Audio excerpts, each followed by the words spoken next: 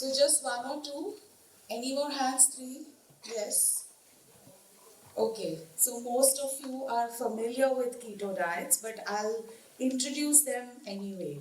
And I think this question is obvious and it was raised even when keto diets became highly popular in the 1970s, but it still hasn't been answered completely.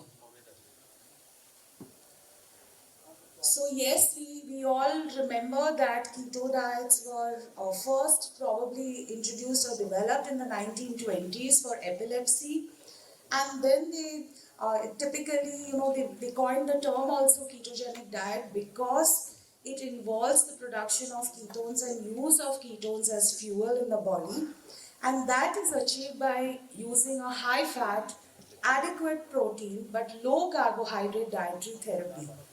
And this began to be used in epilepsy in children, especially because there weren't too many drugs that we have today. And besides dietary modification, we didn't know what to do at that time. In the 1970s, this started getting popular because they realized that probably there are weight benefits and there are metabolic benefits associated with keto diets. So this is the resurgence of keto diets that were initially always there for more than 100 years, but we are sort of repositioning them. So again, after that brief introduction to keto diets, I think we all are again familiar with what heart disease comprises of.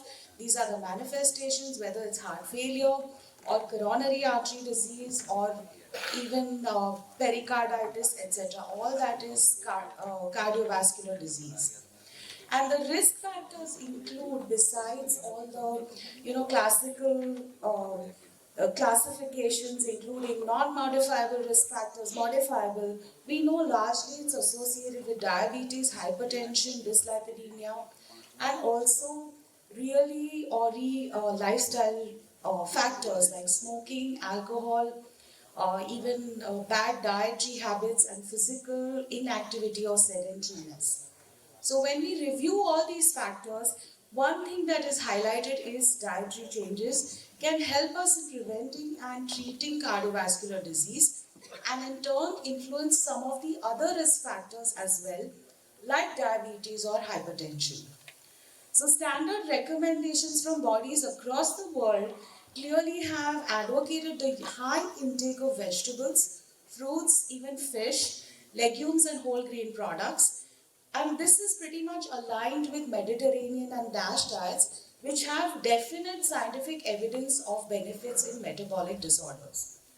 A remarkably different approach in preventing and treating cardiovascular disease is the ketogenic diet, which places the body in a state of ketosis. So very simply said, we know the food pyramid. Of course, it doesn't really exist now. We use the food plate. But very quickly to just emphasize on the fact that the ketogenic food pyramid is completely ulta. So we have more fat, almost 60 to 70% fat in the diet, less than 10% carbohydrates, and then proteins are in the usual balance of 20 to 30% percent of the entire caloric intake. How does this all work? Again, very quickly, traditional foods, which is high carbohydrate or adequate or moderate carbohydrate, the glucose levels go up in the blood, and that stimulates the release of insulin, and then we know the rest, right? How glucose is utilized, and then energy is built up. Now, as far as keto diets are concerned, the higher fat, which means that the glucose levels are going down, right? Once the glucose levels are going down and there isn't adequate glucose in the body for utilization as energy, the body is forced to break down triglycerides. The breakdown of triglycerides releases free fatty acids which go to the liver, and the liver makes them into ketone bodies, and that is what is used as fuel in the body. So to achieve this ketotic state in the body or nutritional ketosis, fats are born to produce the ketone bodies, And to achieve this, dietary carbohydrates have to be restricted to just 20 to 50 grams per day, not more than that, or 10 to 20% of the total caloric intake. And the fat to carbohydrate ratio has to be kept at 4 is to 1 or 3 is to 1 by weight. However, the exact ratio definitely depends on one's individual needs. So it is not right to generalize, and it has to be one size does not fit all. It has to be personalized or customized. Typically, it takes a few days to reach the state of ketosis, and the stored glucose has to be gradually depleted. Once the person reaches that ketotic state, then is the real proof of the metabolic benefits that we talk about. The types of ketogenic diets, again, I'm not going into the details because there are several methods and a lot of experimentation that goes about with this method. But standard keto diet is what I described to you. Cyclical keto diet is where 5 days can be followed as ketotic diet, and then 2 days you consume high carbohydrates. Targeted keto diet is again where additional carbohydrates are given to the person before and after a workout so that those carbohydrates are utilized. And then high protein keto diet is where the fat is increased, carbohydrates are restricted, but the proteins cross 30%, which means almost 35% of protein is given. So you might wonder, what does really one eat in a ketotic diet or ketogenic diet? Well, lots of leafy green vegetables and gourd veggies, but no roots or tubers, that we always say, right? Aloo sabji nahi hai. So that has to be really strictly adhered to. No roots or tubers, no grains, cereals or pulses. Also avoid milk, sugar, jaggery, honey, etc. and even fruits. This is an important aspect because in India, everybody associates fruits with good health and people tend to overindulge in fruits. But in a ketogenic diet, fruits are completely stopped. Only berries may be allowed. Some healthy unsaturated fats are allowed like nuts, seeds, avocados, tofu and olive oil. But saturated fats from oils like palm and coconut, lard, butter, ghee are encouraged, right? So this is where the entire controversy riles up. Again, protein is part of the keto diet, but it typically does not discriminate between lean protein foods or protein sources that are high in saturated fat as well. Predominantly the animal-based protein.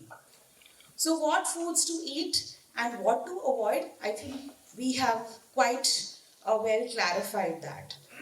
Addition of these two components is very, very beneficial in a ketogenic diet, which is omega-3 fatty acids and medium chain triglycerides or MCT. You even get the MCT oil. Addition of this to a diet regime which is ketogenic is highly, highly recommended because this has a lot of anti-inflammatory potential as well. So for the anti-inflammatory benefits, we must add these to the regimen. Now, so this was going on fine until reports started coming in, and this was all over the news, media, social media, etc., that there have been studies to show that keto and paleo diets aren't really helping your cardiovascular health. And in fact, they are doing much worse in terms of cardiovascular disease. Now, we know traditionally that the very fact that we want to treat diabetes, control sugars, is not only to just control sugars. Ultimately, our aim is to prevent cardiovascular disease besides all the other complications. So here too, this has been questioned, that why go through all that ketogenic diet regime if we are not going to reduce the risk of cardiovascular disease. So several studies have been done, and I've shortlisted a few, in fact a few randomized control trials. So this is a good level of evidence. And for example, one randomized control trial that looked at ketogenic diet compared with standard diet, diabetes diet, in type 2 diabetes patients, found that there was a beneficial decrease in all the lipids or individual components of the lipid profile of these patients.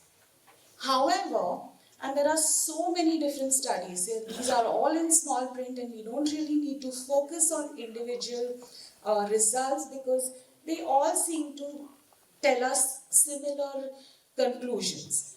There are benefits in lowering in total cholesterol, triglycerides, LDL, and beneficial increase in HDL as well with the ketogenic diet. However, a few studies have shown no such benefits, meaning there were no clinically meaningful changes in the lipid profile in these studies. So, overall, it seems that definitely the fats are going to be blamed because the ketogenic diet is a high fat diet. So, fats do have a reputation of increasing the risk of developing cardiovascular disease, and this sort of riles up the controversy. And the American Heart Association also came out with a statement that ketogenic diets are not aligned with what we recommend. Hence, we need more research to establish the same. Now, all this is going on, but there really isn't much evidence to say that there is an increase in serum cholesterol due to an increased supply of cholesterol from food. So, while we blame the fats, there isn't really solid evidence to believe that the fat in the serum really increases because of this kind of a diet. Now, given the totality of the evidence that we have to the effect of ketogenic diet on the blood lipid profile, there is certainly a preponderance of evidence of a beneficial effect, meaning there are trends of benefits seen. But there is little evidence to suggest that these kind of diets have a worse effect on the lipid profile as compared to the other diets. Often, it does not even show greater benefits, but it is at least comparable to a control diet. So, all in all, the causality to cardiovascular disease is really not established, and that also is something that we need to pay attention to. Now, I want to emphasize again some of the benefits that we have that can translate into better cardiovascular health. Inflammation. Inflammation is central to the development or progression of atherosclerosis, as we know, and pro-inflammatory cytokines enhance the risk, as we all know. But ketogenic diets, and four main reasons for the same, are anti-inflammatory in nature, and thus they actually translate to better cardiovascular health. The first is the fact that ketone bodies themselves are cardioprotective. Okay, through the NLRP3 pathway, they do reduce the production of pro-inflammatory cytokines. The next is the fact that simple sugars, remember sugar, honey, jaggery, all that was stopped in this diet. So all those are also going to reduce, eliminating sugar itself from the diet is anti-inflammatory and it reduces the pro-inflammatory cytokines, also gives benefits in reducing the HbA1c and the glycemic control, which again translates to better cardiovascular health. The third reason is restricting carbohydrates, and I don't think I need to explain that. Again, we know the benefits of the same. And the last and most important reason is the potential of omega-3 fatty acids, which are highly cardioprotective. And that's why I said we must add, if it is not part of a ketogenic diet, do look at the composition of what the patient is having and do include some foods that give omega-3 fatty acids to the patient. Again, the vascular endothelium is a very important aspect of maintaining a good vascular endothelium is an important aspect of cardiovascular health. We know that because the regulation of the vascular tone by producing nitric oxide, endothelium, prostaglandins, all that is important. And these cells also produce and respond to various cytokines and adhesion molecules and are key to immunoreactive cells. and their dysfunction results in a number of pathological changes. So we know all this already. And ketogenic diet via the ketone bodies can impact these endothelial cells. How do they impact it? In a very, very positive way. There's energy for the endothelial cells, there is improvement in their function, there is modulation of the endothelium, and profound anti-inflammatory effect with increased activity or release of nitric oxide synthase and inhibition of premature aging of vascular cells. Next, we look at the impact of ketogenic diets on blood pressure. Again, we know that if there is a positive impact, this will translate to better cardiovascular health. And all these studies here in small print have only one thing to say, that definitely, undoubtedly, we can conclude that ketogenic diet has a beneficial effect on blood pressure values, exerting a similar effective hypotensive effect to other weight reduction interventions. The ketogenic diet seems to show some advantage in this respect, which is not only due to weight loss that it causes. So, but we need even more profound studies to prove the same. Thus, we have several other studies which have given us individual metabolic benefits like increase in insulin sensitivity, weight loss, etc., etc., even increased folate production, and so on and so forth. Even the improvement in the fertility because of improved hormonal profile as well. All these are there out there in the literature, and we can actually review them. Contraindications and disadvantages include very prominent aspects. For example, type 1, pregnancy, lactation. Ketogenic diets are not for these situations at all. And in people with diabetes who are on SGLT2 inhibitors, for example, that can precipitate ketoacidosis and hence needs to be used with caution. On insulin and other glucose lowering agents, we need to be very, very careful with the doses because again it can cause hypoglycemia. Lot of side effects exist, including getting adapted to the entire diet. It takes a week or maybe more. You have to go through the keto flu to be able to actually have some profound benefits with ketosis. And again, digestive symptoms, constipation, vitamin deficiencies, all that can also occur. But with the right guidance and right supplementation, these can be overcome. Long-term effects of ketogenic diets on obesity and cholesterol, these have also been studied. And just to cut a long story short, we have seen benefits in the short term in not only reduction in HbA1c, weight and improvement in the lipid profile. But these are not all sustained in the longer term studies. One particular meta-analysis of 2015 which compared low carbohydrate and low fat diets, and these included trials that were more than 8 weeks. They found that low carbohydrate diets with low fat diets in comparison in strictly adherent populations demonstrated that each diet was associated with significant weight loss and reduction in the predicted risk of atherosclerotic cardiovascular events. However, the low carbohydrate diet was associated with modest but significantly greater improvement in weight loss and in the cardiovascular risk prediction also, right from 8 weeks to 2 years. So definitely we need more proof, but at the same time there's a huge trend. Another meta-analysis looking at the low carbohydrate diets on the cardiovascular risk again found and concluded that there is a beneficial effect on the cardiovascular risk factors, but the long-term effects on the risk factors require further evaluation.